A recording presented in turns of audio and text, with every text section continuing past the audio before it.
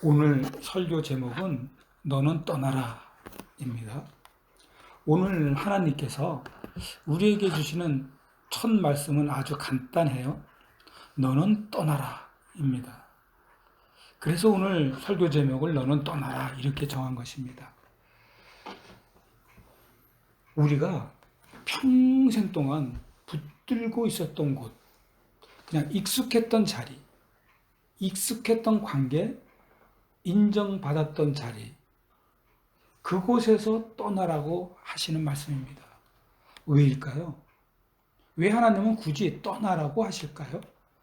왜 우리의 삶의 평안과 안정보다 움직임 그리고 순종을 요구하시는 걸까요? 바로 그 이유가 오늘 우리가 본문에서 발견하게 될 것입니다. 본문 1절입니다. 제가 봉독합니다. 여호와께서 아브라함에게 이르시되 너는 너의 고향과 친척과 아버지의 집을 떠나 내가 내게 보여줄 땅으로 가라. 여러분, 이 구절을 얼핏 들으면요, 아브라함아 너 이사가 이렇게 들릴 수가 있는 말씀이세요. 그러나 여러분, 이건 단순한 이사가 아니에요. 정말 굉장한 말씀입니다. 존재 전체의 이동입니다. 지금도 마찬가지겠지만 당시의 고향은요, 자기 정체성을 말하는 거고요. 그 시대는 외부의 침입이 칼 들고 도끼 들고 들어와서 막 침입하는 게 아주 자연스러웠던 그런 당시였는데, 그렇다면 친척은 뭐예요? 나를 보호해 주는 곳이에요. 또 아버지 집은 뭡니까? 지금도 마찬가지인데요. 재산이에요. 그리고 동시에 사회적 위치입니다. 이 세 가지를 떠난다는 건 어떻게 될 것 같아요? 자기 존재의 뿌리를 다 포기하라는 뜻이에요. 여러분도 그런 부르심을 들어본 적 있습니까?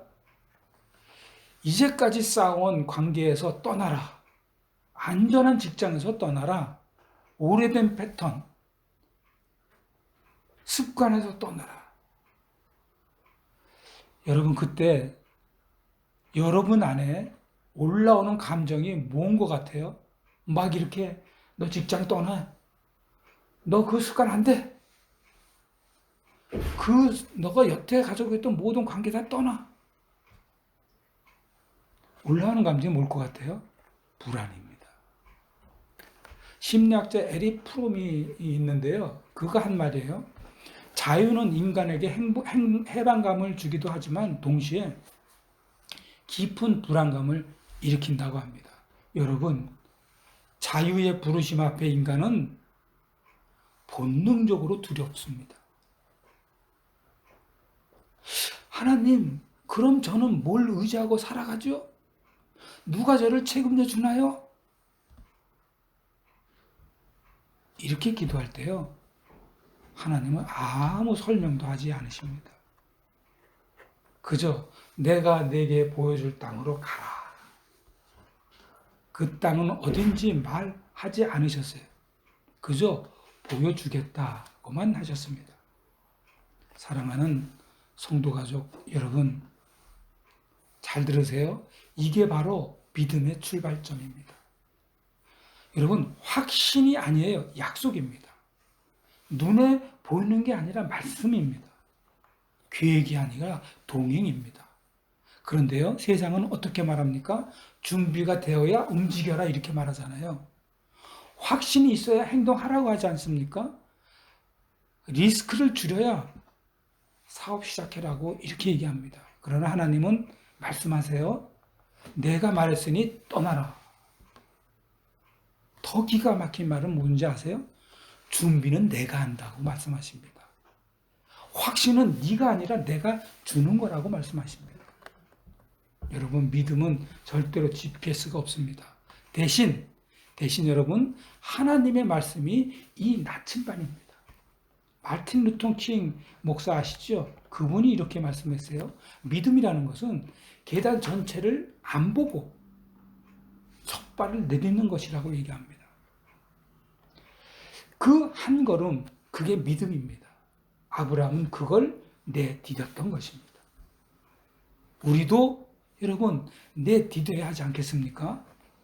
이제 질문할게요. 자, 여러분, 하나님이 여러분에게 떠나라고 하신다면 여러분은 지금 익숙한 관계, 편한 자리, 안전한 환경, 익숙한 습관, 그걸 내려놓으라고 하신다면 어떻게 하시겠습니까? 오늘 하나님이 말씀하시는 거예요. 떠나라. 내가 보여줄 땅이 있다. 그 땅은 아직 안 보일 수 있습니다. 그러나 순종하면 보입니다. 여러분, 떠남이 없이 도착은 없는 거예요. 그래서 제가 제안할게요. 자, 보세요. 이제 실질적인 얘기를 해볼게요.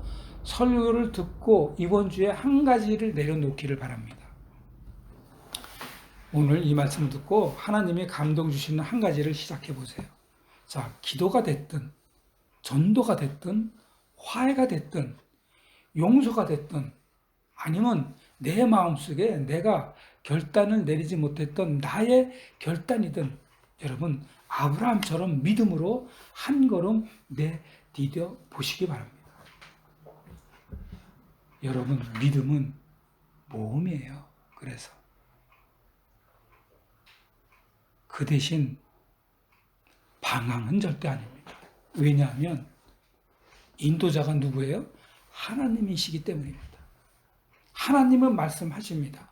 내가 너를 복을 주고 너로 복이 되게 하겠다고. 그 시작이 떠남입니다. 사랑하는 성도 가족 여러분, 떠나십시오. 믿음으로 하나님의 약속을 향해 그 길 끝에 아브라함처럼 하나님의 축복이 기다리고 있습니다. 떠나면 보여지는 겁니다. 내디디면 열립니다. 믿음은 이루어질 것입니다. 오늘 그 첫 걸음을 시작하시길 바랍니다. 바로 지금 부탁드립니다.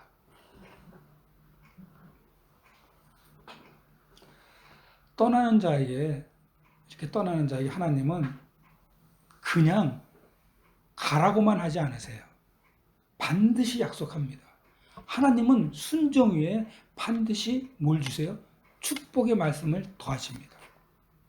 2장 3절입니다. 내가 너로 큰 민족을 이루고 내게 복을 주어 내 이름을 창대하게 하리니 너는 복이 될지라.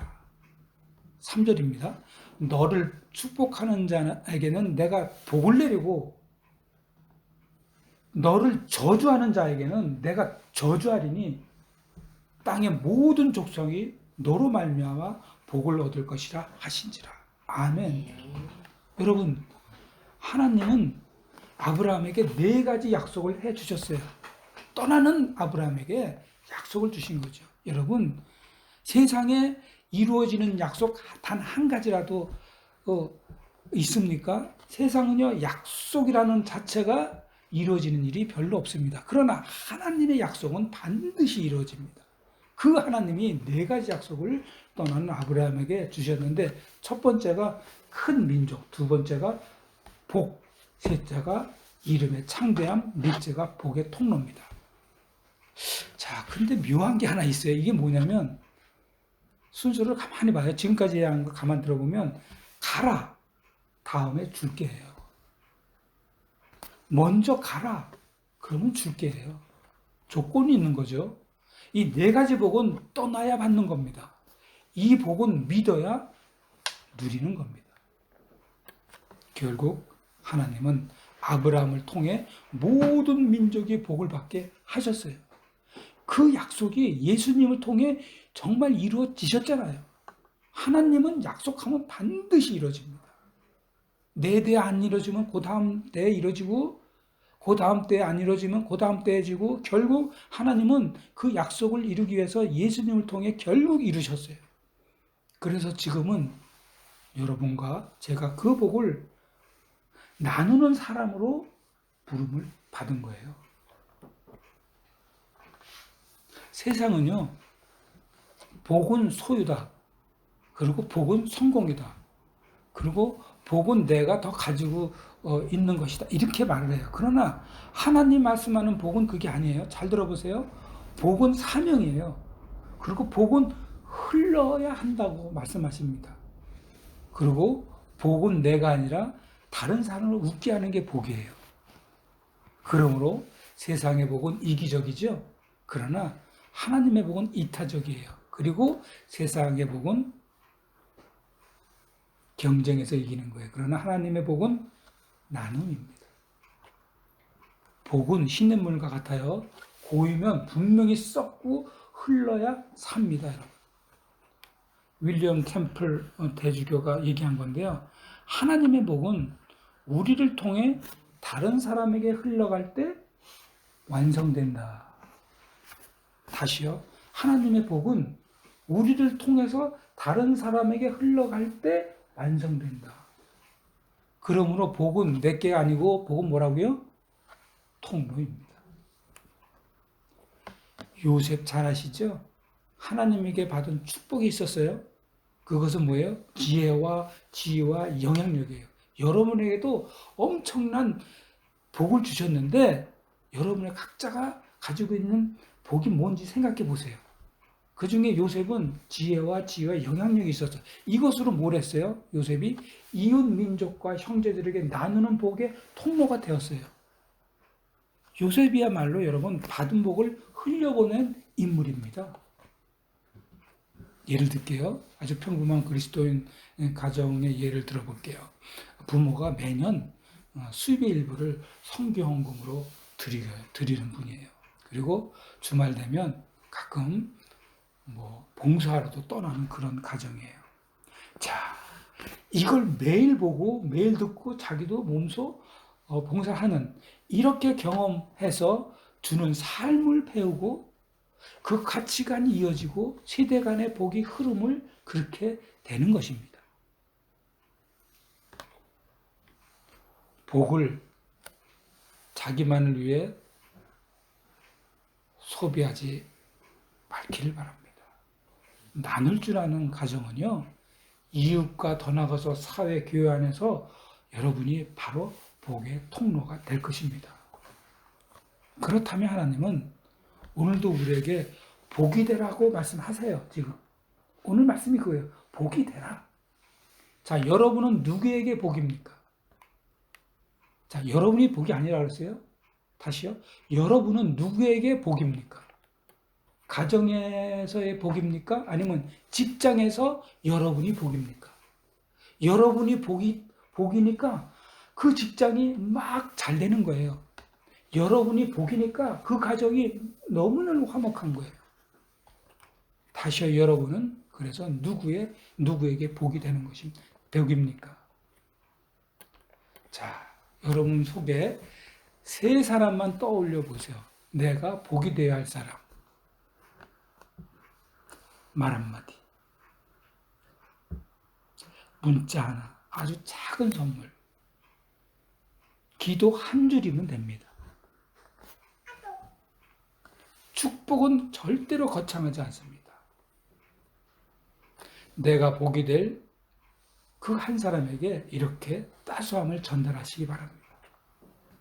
여러분, 복은 우리 손에 있어요. 줄 수도 있고 여러분이 안 줄 수도 있고 그냥 쥐고 있을 수도 있어요. 그러나 흘려보내면요, 복은 2배, 3배, 배가 됩니다. 자, 하나님은 아브라함을 통해 세상에 복을 주셨고 이제 우리를 통해서 누군가의 인생을 바꾸길 원하십니다. 여러분이 복이 될 수 있습니다. 지금 이 사람에게, 그 사람에게 지금 이 순간 가세요. 그리고 나누세요. 그리고 복이 되시길 축복합니다. 아멘. 자, 여러분이, 이제 아브라함이 처음 도착한 땅이에요. 도착했어요. 낯설죠. 그래서 도착해서 보니까 그 땅에 이미 가나안 사람이 거주하고 있었어요. 그리고 지금 도착했으니 그 땅이 누구 땅이에요? 아브라함 땅 아니에요. 그런데도 하나님이 뭐라 그래요? 이 땅은 내 자손에게 주겠다고 하신 거예요. 자, 이 약속받은 아브라함이 뭘 했을 것 같아요? 아브라함아, 내가 이 땅 너 줄게. 근데 아브라함이 이렇게 보니까, 다 여기 지금 가난한 사람 다 있는데, 그런데도 아브라함이 뭘 했을까요? 제단을 쌓습니다. 그리고 하나님의 이름을 부릅니다. 창세기 12장 6장 8절입니다. 우리 6장 8절을 우리 서진이 어린이가 봉독해 주시겠습니다. 네. 6절 8절이요. 12장 6절 8절. 아브라함이 그 땅을 지나 세겜 땅 모래 상수리 나무에 이르니 그때 가나안 사람이 그 땅에 거주하였더라. 여호와께서 아브라함에게 나타나 이르시되 내가 이 땅을 내 자손에게 주리라 하신지라. 자기에게 나타나신 여호와께 그가 그곳에서 제단을 쌓고 거기서 베델 동쪽 산으로 옮겨 장막을 치니 서쪽은 베델이요 동쪽은 아이라 그가 그곳에서 여호와께 제단을 쌓고 여호와의 이름을 부르더니. 아멘. 와, 진짜 너무너무 그냥 똑부러지게 잘 낭독해 주셨습니다. 하나님이 엄청 기뻐하실 거예요, 우리 서진이. 자, 아브라함은 현실보다 하나님의 말씀을 붙들었어요. 그 가나안 땅은 낯설었어요. 그리고 그곳 사람은 전혀 알지도 못하는 이방 사람이었어요. 그리고 아브라함에 주어진 건 아무것도 없었어요. 그러나 아브라함은, 잘 들어보세요. 그런데 아브라함은 하나님의 약속을 믿고 거기서 지금 예배를 드리고 있는 거예요. 바로 이게 믿음의 사람의 특징이에요. 눈앞의 현실이 아니라 하나님의 약속으로 반응하는 거예요. 현실을 보고 하나님한테 반응하는 게 아니고요. 야, 좋다. 하나님한테 기도하자가 아니고요. 하나님의 약속의 말씀, 성경의 말씀을 듣고 기쁩니다. 이렇게 반응하는 거예요. 믿음의 사람은 하나님의 약속에 반응하는 것을 꼭 마음속에 간직하시기 바랍니다. 믿음은 받은 후에 드리는 게 아니에요. 믿음은 약속만으로 무릎 꿇는 거예요. 세상은 여러분 별거가 있을 때 감사하죠? 감사합니다. 그렇게 얘기해요. 그리고 안정되면 예배하라고 합니다. 지금 바쁘니까 예배는 나중에 하자. 이렇게 얘기해요, 세상 사람들은. 성공하면 헌신하자. 성공하면 집사님 하겠습니다. 성공하면 권사님 하겠습니다. 지금은 어려워서 못 하겠습니다. 그리고 확신이 들면 내가 한번 순종해 볼게요.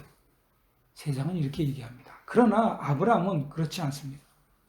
나는 아직 가진 것이 없어도 하나님의 약속만으로 제단을 쌓을 수 있다. 그리고 나는 주님의 이름을 부를 수 있다입니다. 여러분, 세상은 눈에 보이는 확신을 말합니다. 그러나 믿음은 하나님의 약속 안에서의 예배를 말하는 겁니다. 그러므로 믿음은 씨앗과 같아요. 씨를 뿌릴 때 열매 보이지 않지만 뿌리는 사람은 결과를 믿는 거예요. 스코틀랜드 침례교회 목사인데요. 주님은 나의 최고봉, 그런 책을 쓰신 오스왈드 챔버스 목사님이 하신 말씀이에요. 믿음이란 하나님의 신실하심을 미리 받아들이는 행위다. 여러분, 하나님의 신실하심을 미리 받아들이는 것이 바로 믿음입니다. 그래서 아브라함은 그 신실하심을 믿고 예배의 씨앗을 뿌렸어요. 그리고 그 땅은 약속의 땅이 정말 되었습니다. 지금 이스라엘이 그 땅에서 삽니다. 여러분은 지금 어떤 세겜에서 계십니까? 약속은 있지만 아직 가진 게 없고 소망은 있지만 현실은 답답한 그 자리. 그러나 그곳에서 제단을 쌓으세요. 그리고 감사하세요. 더욱더 찬양하세요. 그런 의미에서 제가 오늘 몇 가지 제안을 할게요.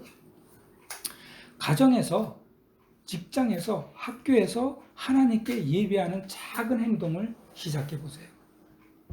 매일 아침 찬양 듣기를 해보시고요.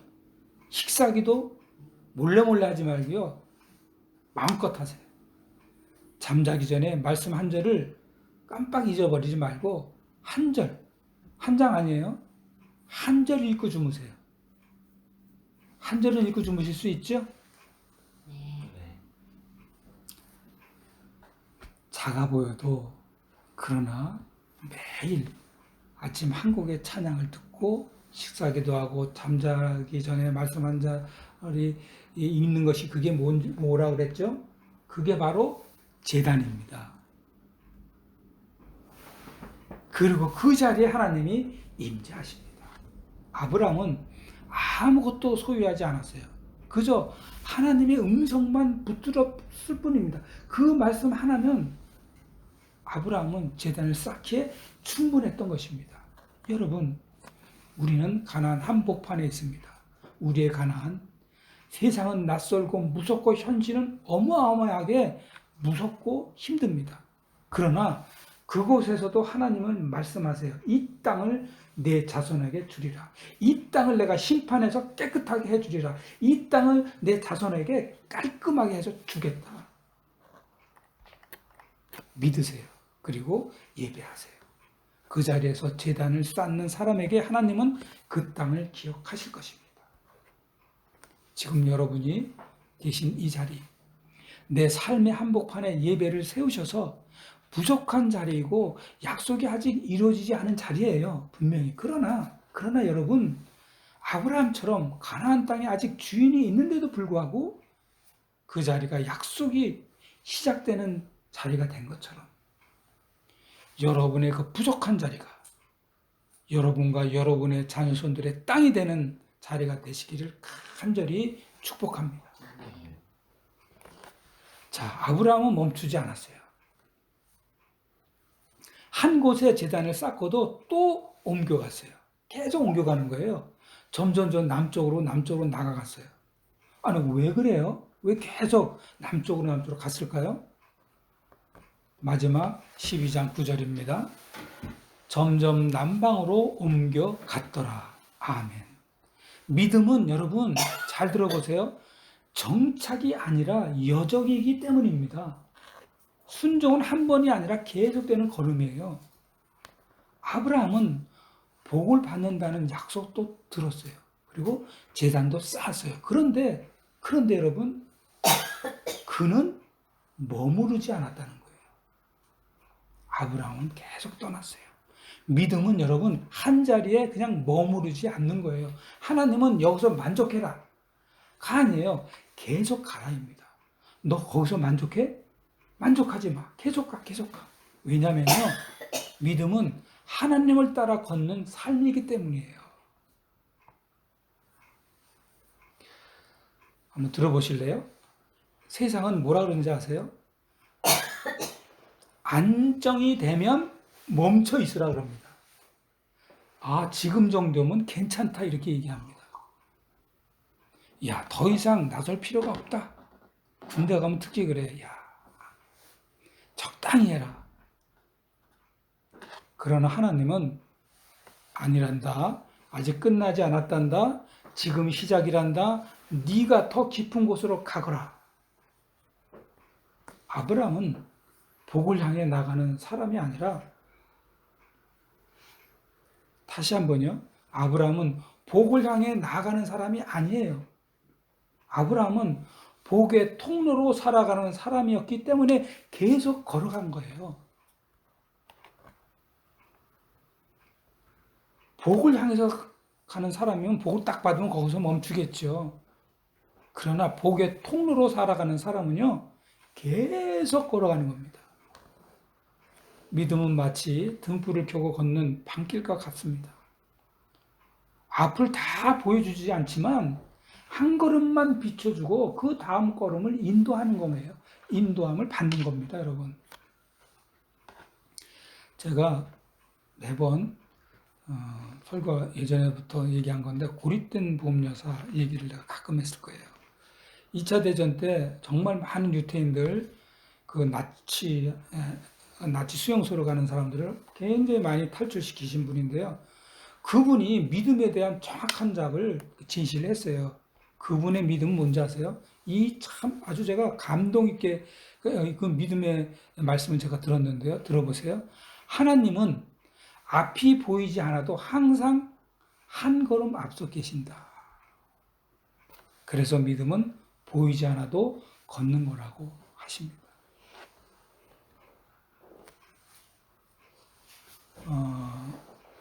아주 어렵게 구한 직장을 다니는 어떤 유명한 영국 청년이 있었어요.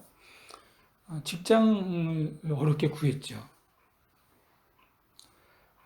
그런데 이 영국 청년이 너무 힘드니까 더 이상 못한다고 하나님한테 기도까지 했어요. 그때 기도하는 중에 그 목사님 말씀이 생각났다고 합니다. 하나님은 멈추는 자가 아니라 계속 걸어가는 자를 통해서 역사하신다. 그 청년은요, 진짜 눈물로 하루를 보낼 정도로 버텼어요. 그리고 3개월 후에 다른 부서로 이동을 했는데 그곳에서 믿지 않는 직장 동료들과 성경 공부를 하게 됐다고 합니다. 그리고 나서 이 청년이 조그만 모임에서 이렇게 고백했다고 합니다. 내가 걸음을 멈췄다면, 그때 멈췄다면 하나님은 이 열매를 못 봤을 겁니다. 아멘입니다. 지금 혹시요, 마음이 멈춰 있지는 않습니까? 이 정도면 됐다. 너무 힘들다. 난 여기까지다. 그런 생각에 머물러 있다면 믿음의 발걸음을 떼시기 바랍니다. 그래서 오늘 이런 제안을 하겠습니다. 내가 한 번 더 기도할 수 있는 영역은 어디인가? 내가 더 한 번 더 기도를 해야 되겠다. 내가 한 걸음 더 용서하고 내가 한 번 더 찾아가야 할 관계가 무엇일까? 이런 거를 생각해 보시기 바랍니다. 작은 한 걸음 하나, 그게 믿음의 순종입니다. 결론을 말씀드릴게요. 여러분, 하나님은 한 번 순종한 사람은 안 씁니다. 쓰시지 않는다고 하십니다. 계속 걷는 사람을 통해서 일하신다고 하십니다. 아브라함처럼 우리도 단을 쌓고 예배하고 또 걸어야 합니다. 복은 내가 가진 데 있지 않고 내가 어디로 가고 있느냐에 있는 것입니다. 지금도 하나님은 계속 말씀하시는 거예요. 점점 남방으로 옮겨갔더라. 그 걸음을 여러분도 믿음으로 걸어가시기 바랍니다. 그 길 끝에 하나님의 엄청나게 큰 약속이 기다리고 있습니다. 사랑하는 성도 가족 여러분, 지금 믿음으로 한 걸음 내딛기로 결단을 하셨다면 하나님께서 여러분의 그 걸음을 절대 헛되이 하지 않으실 것입니다. 아브라함 인도하신 하나님께서 여러분의 길도 친히 인도하실 것입니다. 낯선 땅에서 보호하시고 광야 한복판에서도 만나와 생수를 주실 것입니다. 앞이 보이지 않을 때도 말씀으로 등불되어 비추시고요. 어려울 때마다 평강으로 덮어주실 것입니다. 무엇보다도 여러분의 걸음을 통해 여러분의 가정이, 자녀가 이웃의 복을 반드시 받게 될 것입니다.